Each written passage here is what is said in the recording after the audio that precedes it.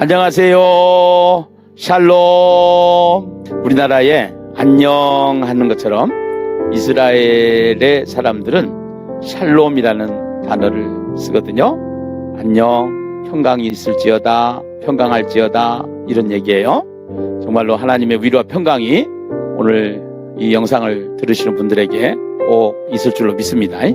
여기 그림을 보면은요, 뉴욕 맨하탄에 있는 건데요, 자유의 여신상이에요. 우리는 미국을 가보지 않아도 미국이 있다라는 사실을 알 수가 있고, 또 뉴욕에 가면은 저 자유의 여신상을 볼 수가 있는데요, 지도책이나 그림책을 통해서 가보지 않아도 그것을 믿어요. 그것이 믿음이에요. 사람들은 천국과 지옥 가봤냐 이렇게 물어보는데요, 미국 안 가보고도 미국이 있다라는 거 믿는 것처럼요, 천국과 지옥 안 가봤지만 믿을 수 있어요. 무엇을 보면 믿을 수 있냐? 성경을 보면 믿을 수가 있어요. 성경은 이 세상에 기록된 책들 중에서 가장 베스트셀러라는 사실은 아시죠? 왜 베스트셀러냐? 사람이 기록했지만요, 본래 사람을 감동시켜서 하나님이 기록한 거예요. 성경은 수많은 예언으로 되어 있는데요, 성경의 수많은 예언들이 100% 맞았어요. 그래서 우리가 죽어봐야만 천국과 지옥이 있다라고 생각을 하지만요, 죽어보지 않고도 천국과 지옥이 있다는 사실을 어떻게 알 수 있느냐? 성경을 보면 알 수 있어요. 성경에요, 마태복음 25장 34절에 이렇게 기록이 되어 있습니다. 그때 임금이 그 오른편에 있는 자들에게 이르시되, 내 아버지께 복받을 자들이여, 나와 창세로부터 너희를 위하여 예비된 나라 천국을 상속받으라. 그러면은 천국만 있느냐? 아니란 말이에요. 마태복음 25장 41절에 보니까요, 또 왼편에 있는 자들에게 이르시되, 저주를 받은 자들아, 나를 떠나 마귀와 그 사자들을 위하여 예비된 영영한 불, 지옥을 영영한 불이라고 이렇게 표현을 해요. 지도책을 보면서 미국이 있다는 거 믿을 수 있는 것처럼 성경을 보면은 천국과 지옥이 있다는 사실을 믿어지기 시작하는 거예요. 진짜 있고요, 정말로 천국은 있어요. 정말로 지옥도 있어요. 여러분, 농담으로 여기시면 안 돼요.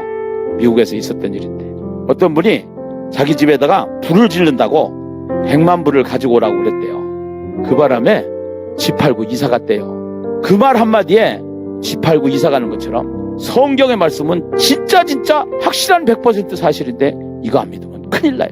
꼭 예수 믿고 천국에서 만나야 되겠기에 저희가 기도하고 있어요. 내일 또 뵙겠습니다. 감사합니다. 출애굽기 34장 10절로부터 17절까지 말씀을 한 목소리 합독합니다. 여호와께서 이르시되, 보라, 내가 언약을 세우나니 곧 내가 아직 온 땅 아무 국민에게도 행하지 아니한 이적을 너희 전체 백성 앞에 행할 것이라. 내가 머무는 나라 백성이 다 여호와의 행하심을 보리니 내가 너를 위하여 행할 일이 두려운 것임이라. 너는 내가 오늘 내게 명령한 것을 삼가 지키라. 보라, 내가 내 앞에 아모리 사람과 가나안 사람과 헷 사람과 브리스 사람과 휘이 사람과 여부수 사람을 쫓아내리니 너는 스스로 삼가 내게 들어가는 땅의 주민과 언약을 세우지 말라. 그것이 너희에게 올무가 될게 하노라. 너희는 도리어 그들의 제단을 헐고 그들의 주상을 깨뜨리고 그들의 아세라상을 찍을지어다. 너는 다른 신에게 절하지 말라. 여호와는 질투라. 이 문화는 질투의 하나님이라.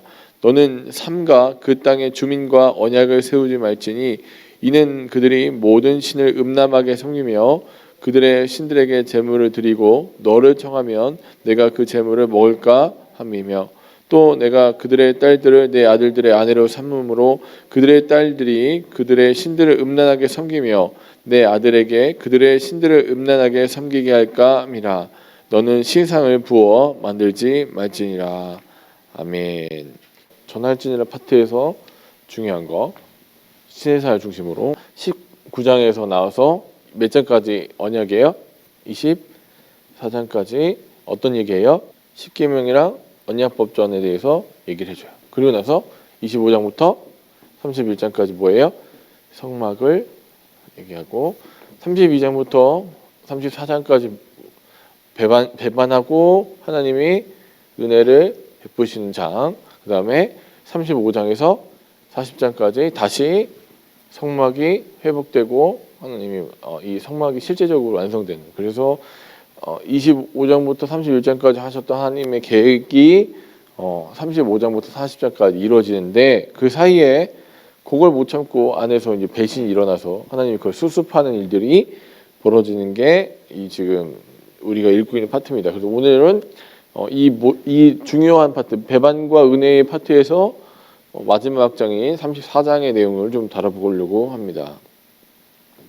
이제 문제가 좀 많았죠. 계속 이제 우리가 이걸 살펴보면서 중요하게 생각했던 부분이 우리에게 중보자라는 개념을 살펴봤는데, 중보자가 있는데 중보자가 어떤 사람이냐? 중보자가 되려면 반드시 필요한 게 뭐가 있어요? 하나님이 계셔야 돼요. 하나님의 뜻, 하나님의 계획, 하나님의 목적, 하나님에 대한 인식이 충분히 그에게 전달이 되고 중보자에게 전달이 되고 그 뜻을 중보자는 어떻게 해야 돼요? 백성에게 알려야 돼요. 자, 그래서 중보자라는 큰 개념 안에 역할이 성경에 해주는 게 있는데, 너는 왕이고 또 제사장이고 또 선지자예요. 자, 이런 사람들이 중보자적 역할을 하는데, 중보자가 어떤 사람들이냐? 이 세 명이 하는 게 다 똑같아요. 자, 그래서 성경이 말하는 왕, 그러니까 적어도 신명기에서 나오는 왕은 어떤 사람들이냐면 하나님 형제들 중에 하나님의 뜻을 잘 알아서 그 뜻을 나머지 백성들에게 잘 전달할 수 있는 사람, 통치가 가능한 사람. 통치란 얘기는 자기 마음대로 하는 게 아니죠. 내가 이렇게 다스리고 싶어. 보통 세상 왕들은 어떤 식이냐면 누구 뜻에 따라 통치하는 거예요? 내 뜻대로 통치하는 게 왕의 모습인데, 하나님께서 원하시는 이 신명기 안에서의 왕의 모습 어떤 사람들이냐? 하나님의 통치를 알아서 백성들에게 그대로 전달하는 사람이에요. 자, 그래서 그 사람도 역시, 그래서 왕도 자기가 임의대로 행동하는 게 아니라 성경의 왕, 우리가 이제 열왕기랑 또 역대기를 통해서 보여지는 왕들을 찾고 왜 하나님이 평가하시는가? 그러니까 보통 이 왕이 어떤 업적을 했나, 땅을 얼마만큼 넓혔고, 뭐 돈을 얼마만큼 이렇게 재화를 축적해가지고 백성을 잘 살겠냐를 별로 궁금해하지 않고, 이 왕이 하나님 앞에 성실했는가, 이 왕이 하나님 보시기에 악했는가, 선했는가에 대한 평가를 하죠. 왜 그런가 봤더니 그 세상이 원하는 그 왕, 세상의 기준으로 평가하는 왕과 하나님이 보시는 왕은 개념 자체가 다르기 때문에, 그래서 어떤 개념이냐? 중보자적 개념이 있다. 중보자적 개념. 중보자는 어떤 사람이냐? 하나님의 뜻을 알아서 그 뜻을 백성에게 전달하는 사람. 그런데 이제 두 가지 종류의 중보자가 있었는데, 우리가 32장에 보니까 아론이라는 중보자가 있고 또 누가 있어요? 모세라는 중보자가 있는데, 아론이라는 중보자는 하나님의 뜻을 전혀 이해하지 못하고 있어요. 그러니까 당연히 백성에게 어떤 걸 전달해요? 잘못된 걸 전달하죠. 근데 모세라는 중보자는 어떻습니까? 하나님의 뜻을 정확하게 알고 그 뜻을 백성에게 제대로 전달합니다. 근데 거꾸로, 자, 이게 문제가 생길 수 있잖아요. 백성들이 하나님의 뜻을 잘 못 따르거나 또 이 계획대로 안 됐을 때 거꾸로 어떤 일이 벌어지냐? 자, 진짜 중보자, 가짜 중보자는 어떻게 해요? 백성의 잘못이 있을 때 그 잘못이 지적받으면 가짜 중보자는 어떻게 행동해요? 남 탓하죠. 탓. 그래서 아론한테 너 왜 그런 식으로 행했어? 왜 백성들이 금송아지 만들도록 내버려뒀어? 라고 얘기하니까 이 사람이 뭐라고 해요? 맨 처음에 백성들이 와가지고 뭐 난리 쳤어요. 그 백성 탓하고, 두 번째는요, 그 금 모아갖고 불에다 던졌는데 송아지가 나왔어요. 말도 안 되죠. 불탓하죠. 불탓. 백성 탓, 불탓. 근데 백성들이 문제를 쳐가지고 하나님께서 이제 이 백성 죽이려고 할 때 이 백성의 문제를 모세는 어떤 식으로 받아들여요? 자신의 문제를 끌어안고 누구한테 얘기해요? 하나님께 고백해서, 하나님께서, 그러니까 이게 이 백성의 대리자로서 누구에게 회개해요? 하나님께 회개하는 거예요. 그게 중보자가 하는 역할이에요. 내 문제예요. 백성의 문제는, 모세한테 백성의 문제는 누구 문제예요? 내 문제이기 때문에 어느 정도까지 생각하냐? 하나님 차라리 이 백성 용서하지 않으실 거면 저를 생명책에서 지워주십시오. 빼버리십시오. 자기 문제니까. 그래서 백성의 문제를, 자기의 문제를 끌어안고 하나님께 얘기할 수 있는 사람이 중보자라는 역할이다. 근데 이제 하나님께서 우리에게 원하신 사실 세상 가운데서 이스라엘 백성들에게 원래 원하셨고 하나님 백성에게 원하시는 모습, 삶의 모습은 이 중보자라는 그림이에요. 그러니까 너는 택한 족속이고 왕 같은 제사장이라. 너는 택한 족속이고 왕 같은 제사장. 그러니까 이 왕 같은 제사장, 너는 택한 족속. 그러면 이 거룩한 나라여 하나님의 소유된 백성이라라는 얘기가 너는 중보자야. 넌 이 세상의 중보자라는 얘기는 그냥 너 혼자서 죽어라 잘 먹고 잘 살아라. 그리고 나중에 천국 와. 그게 아니라 어떤 역할을 감당하기 원하시는 거예요? 중보자적으로 살아라. 중보자적으로. 그럼 중보자는 어떤 사람이라고 했어요? 백성의 문제를 내 문제로 끌어안고 그 문제를 하나님 앞에 가져갈 수 있는 사람. 또 하나님의 뜻과 하나님의 의도를 충분히 알고 백성에게 그것을 전달해 줄 수 있는 사람. 그 가운데 역할을 해주는 사람이에요. 근데 이 중보자가 있고 없고가 엄청난 차이를 만들어냈는데 나중에 이제 우리가 선지서를 또 나중에 살펴보면 선지서에서 계속해서 반복적으로 얘기하는 얘기가 뭐냐면 우리 가운데 뭐가 없어요? 뭐가 없대요. 뭐가 없을까요? 자, 힌트예요. 자, 하나님과 우리 사이에 뭐가 없대요. 중보자가 없대요. 중보자가 없어서 이 백성이 왜 이렇게 망하게 되었는가를 살펴봤을 때 하는 얘기가 중보자가 없기 때문에 중보자가 없기 때문에 왜 이스라엘이 망하게 되었는가에 대해서 선지자들이 신랄하게 비평할 때 뭐라고 했냐면 우리 가운데 중보자가 없기 때문에 그랬다. 우리 가운데 중보자가 없다. 하나님 또 그 예레미야에서 보면 하나님 또 뭐라고 하시냐면 모세나 이제 예레미야 같은 그런 중보자가 올지라도 나는 너희 백성을 용서할 마음이 없어라고 해요. 그 정도 그러니까 중보자의 역할이 너무 중요한데 그래서 선지자들이 하는 얘기가 중보자가 없기 때문에 이 백성이 이렇게 멸망하는 것 같다. 중보자가 필요하다라는 얘기를 해요. 근데 하나님도 뭐라고 하시냐면 그 모세 같은 중보자가 올지라도 너희를 용서할 수는 없어. 이 죄가 너무 심하기 때문에.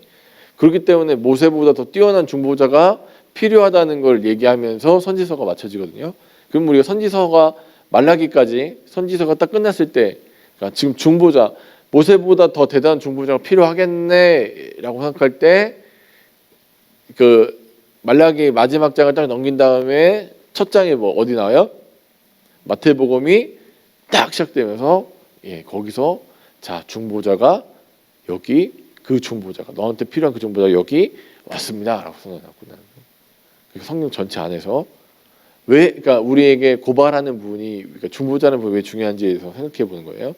특별히 이제 34장을 한번 살펴볼 건데, 자 이제 문제가 많았죠. 그래서 그 지금 돌판 이렇게 맨 처음에 들고 왔어요. 돌판 이렇게 들고 오다가 그러니까 애들이 이제 황금송아지 막 섬기고 난리 나니까 그 말씀드렸죠. 24장의 역사를 24장에 하나님과 백성들이 언약해서 먹고 마시고 행복했던 그 축제를 그대로 해요. 32장에서 그대로 하고 있어요. 뭐만 바뀌었어요? 여기도 축제가 있고 먹고 마시고 즐거워하고 막 화목제 드리고 막 번제 드리고 난리가 났어요. 여기도 똑같이 해요. 행동 똑같은데 뭐만 바뀌었어요? 10만 바뀌었어요. 10만. 여기는 하나님한테 하는 거고 여기는 그 금송아지한테 하는 거예요. 그 10만 바뀌니까. 그러니까 와가지고 하나님이 기껏 계약서 다 써가지고 돌판에다 직접 새기셔갖고 이렇게 들고 오는데 딱 보니까 어떻게 해요? 10만 바뀌어서 똑같은 집. 그러니까 막 결혼식을 해갖고 막 뭐라고 합니까? 결혼식 때 그 여러분 남편들이 뭐라고 했어요? 막 평생 뭐 손에 물 한 방울 묻히지 않고 막 그렇게 해주겠다고 막 이렇게 막 그랬죠. 아마 그 남편들 다 기억 못 하시겠지만 그랬어요. 그때 아무튼 내가 너만 평생 사랑할 거고 앞으로 너랑 막 검은 머리 파뿌리 될 때까지 살 거야. 막 결혼식에서 막 얘기했어요. 얘기하는데 막 그리고 영원히 너랑 같이 있을 것처럼 얘기해놓고 나중에 똑같은 어디서 보니까 또 결혼식 하는데 결혼 잘하고 있는데 남편도 똑같고 있는데 뭐만 바뀌었어요? 신부만 바뀌는 거. 그러면 여러분 생각을 해보면 남편이 똑같은 얘기 하는 거예요. 옆에다 다른 여자 앉혀놓고는 물 한 방울 묻히지 않게 할 거고 뭐 검은 머리 팥뿌리 될 때까지 같이 살 거다 그러게 하면 눈이 뒤집히는 게 정상적인 거죠. 그러니까 이 결혼 무효야라고 할 수 있는 게 정상적인 사고죠. 그러니까 모세가 하나님께서 그 돌판 이렇게 들고 오는데 그거 갖다가 이렇게 계약서라고 했잖아요. 계약서를 어떻게 해야 되겠어요? 그 상황이면 파기해야죠. 파기. 그러니까 어떻게 해요? 돌판 뒤에다 던져버리는 거예요. 깨버려요. 끝난 거예요. 이 언약 맺을 만한 자격이 없어요. 이스라엘 백성들. 아닌 것 같다. 그런데 이제 중보를 하죠. 서로 이제 우리 암카라는 걸 또 기억해 보실 필요가 있어요. 암카. 야, 네가 구원한 네 백성, 네가 데리고 가든지 이러고 하니까 모세가 뭐라고 중보해요? 다시 또 암카라는 단어 써서 주 당신의 백성. 이 백성은 누구 백성이에요? 하나님 백성이잖아요. 내 거 아니에요. 여호와께서 구원하신 당신의 백성. 네가 구원하, 야 네가 그 기적 만들어갖고 했던 그 네가 구원하는 애들 있잖아. 걔네들 데리고 가. 그러니까 자꾸 중보자의 모세가 뭐라고 하냐면 주 당신의 백성. 서로 암카 하면서 막 싸우는 거예요.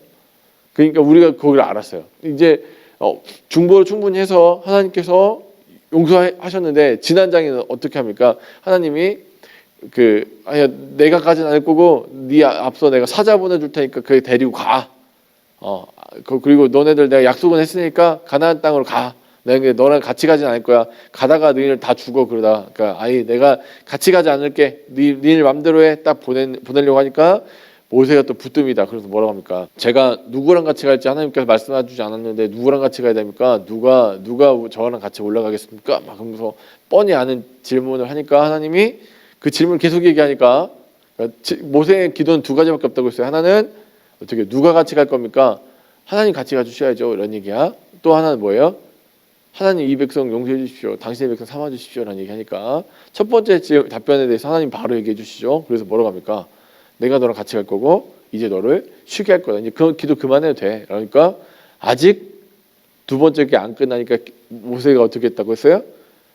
또 했어요. 또 기도를 하는 거예요. 또 아니 주 당신의 백성을 기억하십시오. 이 백성을 주 당신의 백성으로 삼아 주십시오라고 얘기하니까 하나님 그때야 다시 마음을 좀 돌이키셨어요. 우리가 그래서 33장까지 살펴본 거예요.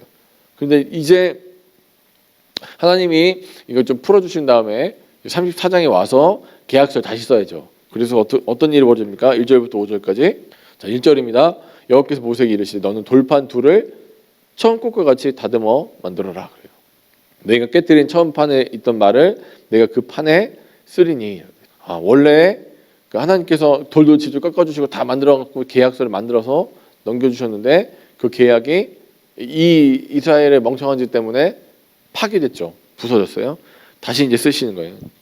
그러면서 자 이제 처음 이제 다시 시내산으로 올라오라고 명령하시고 그가 시내산에 올라가니까 6절과 7절에 다시 한번 하나님의 거룩한 이름이 선포되어요. 뭐라고 되어 있나 봤다. 6절 7절 같이 읽어봅니다. 시작. 여호와께서 그의 앞에서 지나가며 선포하시되 여호와라 자비롭고 은혜롭고 노하기를 더디하고 인자와 진실이 많은 하나님이라. 인자를 천대까지 베풀며 악과 과실과 죄를 용서하리라. 그러나 벌을 면제하지는 아니하고 악행을 자손 3대까지 보응하리라. 했어요. 하나님이 어떤 분이냐에 대해서 다시 한번 얘기해 주는 거예요. 하나님이 자기 이름을 거룩한 이름을 반포하시죠. 선포해요. 명령하시는 거예요. 난 이런 하나님이야. 다시 한번 뭘로 하는 거예요? 어디서부터 가는 거예요? 19장에서 뭐 했었어요? 보았느니라. 내가 누군지 알았지? 라고 했어요. 보았느니라. 그리고 나서 전할지를 했죠. 똑같이 다시 한번 계약서 쓰는데 여호와라. 내가 이름이 누군지 네가 자꾸 까먹고 이해를 잘 못하는 것 같은데 나는 누구예요? 여호와라. 기억해야 돼. 여호와라. 그리고 나는 너희들이 보았던 것처럼 어떤 하나님이에요? 자비롭고 은혜롭고 노하기를 더디하고 인자와 진실이 많은 하나님이야. 네가 보았잖아. 그런데 그 하나님 어떤 하나님이에요? 그건 인자를 천대까지 베풀며 악과 과실과 죄를 용서하는 분이셨어요. 이런 은혜로우신 분인데 그런데 자꾸 너희들이 잘못하면 어떻게 돼요? 그러나 그러니까 벌을 그러니까 없다고 치지 않을 거예요. 어떻게 해요? 그래서 그 악행은 3, 4대까지. 근데 여러분 이걸 생각해 보세요. 은혜는 몇 대까지 가요? 1000대까지 가야죠. 그럼 이거 하나님 치사하네. 좀 3, 4는 좀 빼시지. 1000대까지는 1000대만 하시지. 그게 이 차이가 그 차이를 얘기하는 게 아니에요. 아시죠? 그냥 은혜는 이만큼 베풀지만 잘못하면 잘못에 대해서는 또 근데 아주 적게 다루시는 하나님. 여러분한테 잘하신 분들 여러분 뭐 천대까지 이렇게 기억하셨다가 잘해주실 거예요. 물론 그러신 그 분도 있겠지만 거꾸로 하죠. 대부분 잘못한 애들은 천대까지 기억하시고 잘해준 사람들은 3, 4대까지 뭐 기억하면 정말 잘한 거고. 근데 하나님 거꾸로 하나님의 은혜, 그게 하나님 그만큼 어떤 하나님이에요? 자비하신 분이라는 거예요. 하나님 자비에 대한 얘기를 하시는 거예요.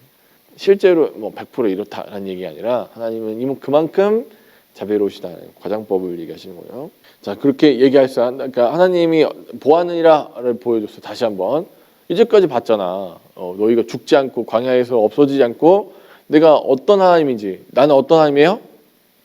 여호와라, 여호와라. 너 자꾸 까먹는 것 같은데 여호와야, 여호와야. 보았느니라. 이 얘기를 들은 모세의 반응이 어떻습니까? 8절 보니까 모세가 급히 땅에 엎드려 경배하며. 바로 자, 여러분 말씀이 떨어지는 곳에는 어떤 게 있어요? 급한 순종이 있는 거예요. 자, 급히 땅에 엎드려 이르되 주여 내가 주께 은총을 입었거든 원하건대 주는 우리와 어떻게 해달래요? 동행하여 주시옵소서. 하나님 우리가 또 임마누엘로 해주십시오. 임마누엘 축복해 주십시오. 임마누엘은 반드시 뭐가 따라온다고 했어요? 코람되고 따라와야 되는데 그건 잘 안 되는 것 같아요. 그러니까 뭐라고 또 다시 중보합니까? 이는 목이 뻣뻣한 백성입니다. 아까 우리 33장에서 어떻게 다르냐면 이 백성이 목이 뻣뻣하니까 두 번이나 얘기하시는데 목이 뻣뻣하니까 내가 이들을 가다가 진멸할까 봐 걱정이다. 그래서 안 가겠다. 너네랑 동행할 수 없는 이유가 동행을 못한 이유가 뭐였어요? 33장 3절 보면 너희는 적과 꿀이 흐르는 땅에 이르게 하려니와 내가 너희와 함께 올라가지 아니하리니. 왜 못 가요? 너희는 목이 곧은 백성인즉 내가 길에서 너희를 진멸할까 염려하노라 되어 있어요. 자, 똑같아요. 5절에서 보면 여호와께서 모세에게 이르시되 이스라엘 자손에게 이르라 너희는 목이 곧은 백성인즉 내가 한순간이라 너희 가운데 너와 함께하면 이르면 너희를 진멸하리라 되어 있어요. 자, 그러면 왜 못 가는 거예요? 같이 왜 못 가요? 목이 곧은 백성이랑 같이 못 가요. 그런데 못 간다고 하나님 하셨어요. 근데 이 중보자가 어떤 식으로 그거를 좀 조금 바꿔나요? 하나님 이 백성 목이 곧은 백성이니까 하나님 같이 가주셔야죠. 하나님 뭐라고 하시냐면 이 백성 목이 곧은 백성이기 때문에 내가 가다가 너희를 다 진멸해 버릴 거야. 같이 갈 수가 없어. 못 가는 이유라고 했는데 도리어 모세는 중보자는 뭐라고 합니까? 이 백성이 목이 곧은 백성이기 때문에 하나님 같이 가주셔야죠. 그래서 뭐라고 합니까? 우리의 악과 죄를 사하시고 용서해 주십시오. 그리고 우리를 주의 기업으로 삼아 주십시오라고요. 그러니까 여러분 중보자가 있고 없고가 이만큼 차이가 있는 거예요. 완전히 역전되잖아요, 상황이. 그래서 명령과 순종이 어떻게 돼요? 회복이 돼요. 이 안에서. 보았느니라 전할지니라가 다시 한번 회복이 돼요. 6절부터 9절까지. 그러니까 하나님의 보았느니라가 전달됐을 때 모세가 어떻게 급히 엎드려 경배하고 하나님 앞에 이 고백을 해요. 하나님 이 뜻을 따르겠는데 저희는 이런 존재들이기 때문에 여호와여 우리와 함께 해주십시오. 우리는 목이 뻣뻣한 백성이라 하나님께서 우리와 함께하지 아니하시면 멸망할 겁니다. 그러니까 자 여기서 중요한 게 9절에서 중요한 주제가 나오는데 창세기부터 출애굽까지 그럼에도 불구하고요. 이 백성 목이 뻣뻣한 백성이에요. 그리고 우리가 족장들 봤을 때 수 없는 똥보를 차는 걸 봤어요. 저렇게 어떻게 모질하게 하나님이 저렇게 계획하시고 저렇게 다 해주셨는데도 바보처럼 멍청이처럼 저런 짓을 할까? 모질이 찌질이 정말 사기꾼의 삶을 왜 살까? 이해가 도무지 안 된다. 나한테 그 정도 왔으면 나는 훨씬 더 잘 살 텐데 우리가 그렇게 보일 정도로 수많은 실패들을 봤는데 하나님께서 어떻게 하셨어요? 그럼에도 불구하고 이 백성이 왜 지금 망했나? 지금 이 백성이 왜 진밀하게 생겼나 봤더니 목이 뻣뻣하기 때문입니다. 라는 고백을 드리면서 그러면서 이 고백 어떤 고백을 드려요? 그럼에도 불구하고 우리의 악과 죄를 사하시고 우리를 주의 기업으로 삼아 주십시오. 그런데 하나님이 실제적으로 어떻게 합니까? 그럼에도 불구하고 그들을 용서하시고 그럼에도 불구하고 그들 가운데 기회를 주시고 그럼에도 불구하고 그들과 함께 하시면서 동행하시는 하나님이시라는 거예요. 아주 중요한 내용들이 이 9절에서 담겨져 있죠. 그러니까 이 얘기를 다 듣고 명령과 순종이 회복되는 역사가 있는 다음에 10절에서 얘기하는 거예요. 내가 언약을 세우나니. 새 언약이 세워져요. 그래서 멋있는 얘기 나오죠. 내가 아직 온 땅 아무 민족에게도 행하지 아니한 이적을 너희 전체 백성 앞에서 행할 것이다. 이제까지 안 봤던, 그러니까 네가 지금 보았는데 그것보다 더 대단한 이적을 너에게 베풀어 줄 거야. 내가 머무는 나라 백성이 다 여호와 행하심을 보리니 내가 너를 위하여 행할 일이 두려운 것임이라. 엄청나게. 그래서 이게 이사야서까지 이어져서 보라, 뭐 어떻게 한대요? 새 일을 행할 거야. 이 일은 이전 왜 새 일이에요? 이전에 없었던 일이기 때문에 새 일이 되는 거예요. 근데 그 새 일의 역사는 구속의 역사, 새 창조의 역사를 얘기합니다. 그러기 위해서, 자, 이 언약을 세우기 위해서 너희들이 해야 될 게 뭐 있어요? 11절에 여러분 언약이 떨어졌을 때, 명령이 언약이 왔을 때 어떤 식으로 반응해야 돼요? 순종으로 반응해야죠. 언약과 순종은 한 떡입니다. 그래서 자, 오늘 11절에 오늘 내가 내게 명령하는 것을 어떻게 하래요? 지키라. 명령은 어떻게 하는 거예요? 지키라. 그냥 지키지 않아요. 삼가 지키라. 삼가라는 건 모든 것을 집중해서 거기만 바라보는 게 삼가예요. 그죠? 다른 데 너만 보여. 이것만 보여. 삼가 지키라. 다른 거 다 이거 이런 문제도 있고 저런 문제도 있고 그렇기 때문에 어려워요. 아니, 삼가 지키라는 말은 되든 안 되든 무조건 지키라는 거예요. 명령은 무조건 지키는 거예요. 근데 나중에 이게 안 되니까, 그럼에도 불구하고 이거 하도 해도 안 되니까 나중에 누가 지키러 와요? 하나님 자신이 지키러 오시는 거예요. 자, 그래서 이제 다시 한번 10계명에 나왔던 1, 2절에 나왔던 중요한 내용들을 17절까지 훑어주신 다음에 다시 거룩한 삶을 요구하시는데 18절부터 20절까지 뭐 하래요? 무교절을 지키라. 무교절을. 또 20절부터 24절까지 안식을 지키고 수장절을 지키고 이 절기들, 하나님 앞에 배우는 그 절기들을 지켜야 된다. 우리 앞에서 봤던 그 12절부터 이 16절 사이에 있던 얘기랑 26절에서 포인트를 잡는 게 뭐냐면, 자, 이 12절부터 16절에는 어떤 내용이냐면, 자, 그 외부 사람들, 그 이방인들이 하는 짓 그대로 따라하지 말라. 왜 그래요? 왜 그들과 계약하지 말라는 얘기는, 계약하려면 여러분, 그러니까 우리 김성원 목사를 걸고 제가 반드시 지킵니다 하면 안 믿죠? 그러면은 제일 최상위자한테 걸어야 되는데 그게 누구예요? 보통 신들이란 말이에요. 야, 내가 아세라를 걸고 얘기하는데 라고 얘기하는 거예요. 계약하려고 하면 반드시 그 필요한 거예요. 계약할 때 신들 이름을 파니까, 그럼 당연히 신 앞에서 계약하고 그런 이제 제사 행위를 하겠죠. 그러니까 계약하지 말라고 얘기하는 거예요. 그러니까 그 신들을 따라가지 말아라 여기요. 26절에서 똑같이 한 번 더 이 얘기 들었어요. 염소, 너는 염소 새끼를 그 어미의 젖에 삼지 말아라 되어 있습니다. 이게 어느 관에서 그냥 가나안 풍습이에요. 가나안의 종교 제의 중에 하나가 우유에다가 소 삶아갖고 올리는 게, 그러니까 송아지 삶아서 올리는 게 이 제사 방법이에요. 그것도 따라가지 말라는 거예요. 따라가지 마. 거룩한 삶을 살아라는 얘기를 해놓고 가운데다 박아놓고는 무교절을 지켜라라는 거룩한 삶을 살아라라는 얘기를 해놓고 그 가운데 싸는 거, 거룩의 삶을 얘기한 다음에 그 앞 뒤로 이방인의 삶의 모습을 보여주면서 이거 따라가지 마, 이거 따라가지 마 하고 이런 식으로 살아라 원하시는 말을 거기에 가운데 빡 박아놨죠. 그리고 27절부터 28절까지 이제 여호와께서 모세에게 이르시되 너는 이 말을 기록해. 내가 지금 너에게 한 말을 기록하고 이 말의 뜻대로 너와 이스라엘 백성 언약을 세웠습니다. 그러면서 모세가 하나님의 권능에 덧입혀졌어요. 하나님의 능력을 입게 됐어요. 이렇게 하나님의 명령을 듣고, 그래서 원래도 40일 동안 그랬지만 다시 한번 40일 동안 어떤 일이 벌어집니까? 모세가 28절이요. 모세가 여호와와 함께 40일 40야를, 그러니까 40일 동안 거기 있으면서 어떻게 돼요? 떡도 먹지 않고 물도 마시지 않았어요. 이걸 따라하는 게 아니에요. 왜 그런 거예요? 하나님의 능력이 거기 덧입혀졌다는 증거예요. 그건 증거. 하나님이 그랑 함께 하셨다는 증거를 얘기하는 거지. 실제적으로 이렇게 40주야를 이렇게 물도 마시지 말고 떡도 마시지 말고 기도만 해라라는 얘기하는 게 아니라, 하나님의 권능이 입혀지니까 심지어 사람이 어떻게 돼요?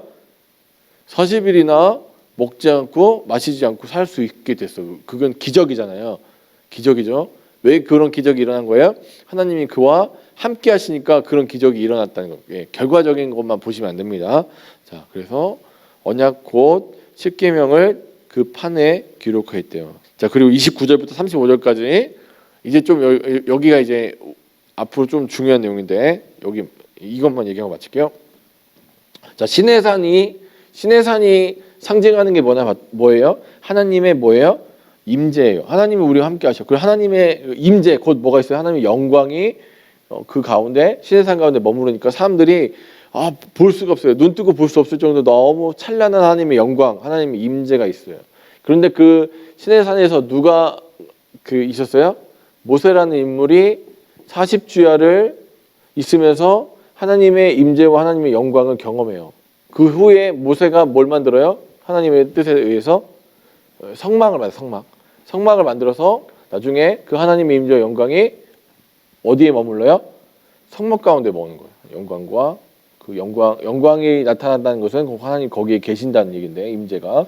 그래서 성막은 뭐예요? 움직이는 시내산이 되는 거예요. 자, 그럼 그 중보자인 모세는 어떤 역할을 하는 건가? 아주 간단한 예를 들어드릴게요. 성화 봉송하잖아요. 성화 봉송. 아테네에 있었던 불을 성화 봉송자가 들고 와가지고 어디로 갖고 와요? 거기에 오늘 올림픽 할 그 장소에다가 불을 붙이는 순간 그 장소가 뭐가 되는 거예요? 아테네의 산이 되는 거예요. 아테네 올림푸스 산이 되는 게 원래 올림픽이 의도하는 바예요. 성화를 왜 거기다 들고 오는 이유가 있는 거예요. 아테네의 올림푸스 산에서 신들 앞에서 하는 경기를 자기 동네로 끌고 오는 거예요. 만약에 서울이면 서울로 데리고 오는 거예요. 근데 그 서울이라는 장소로 이동하는 정도가 아니라 아예 성막이라는 이동 수단에다 넣어 놓으면 하나님의 임재가 어떻게 되는 거예요? 항상 그들과 함께 할 수 있는 거예요. 항상 그들과 함께. 그래서 성막이라는 게 의미하는 바가 뭐라고 했어요? 하나님의 임재. 하나님의 임재. 그래서 하나님은 부르셔서 사명을 주시고 그 사명과 소명을 감당하기, 부르심에 합당한 삶을 살기 위해서 반드시 하나님이 어떻게 하세요? 함께 하신다. 임재하신다. 오늘 하나님의 임재가 없이는 하나님의 일을 감당할 수 없습니다.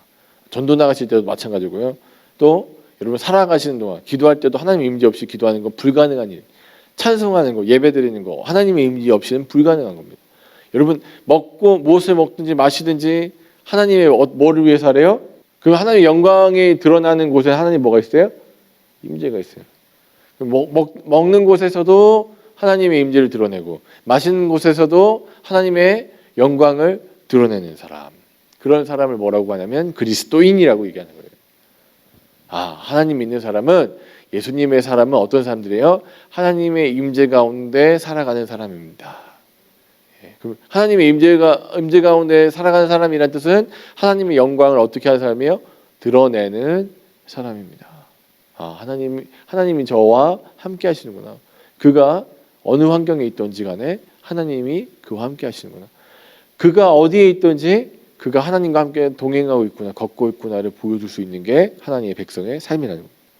사랑하는 여러분, 그런 삶을 사시길 주님 간절히 축원합니다. 그래서 하나님의 임재와 영광이 머문 그 시내산이 항상 우리 안에. 그래서 여러분 10년 가운데 지금 이미 시내산이 하나 가고 계십니다. 그 산을 잘 오늘도 관리하시고 잘 바라보셔서 하나님의 임재 가운데 살아가시는, 하나님과 동행하시는 사랑하는 저와 여러분 되시길 주님 간절히 축원합니다. 기도하겠습니다.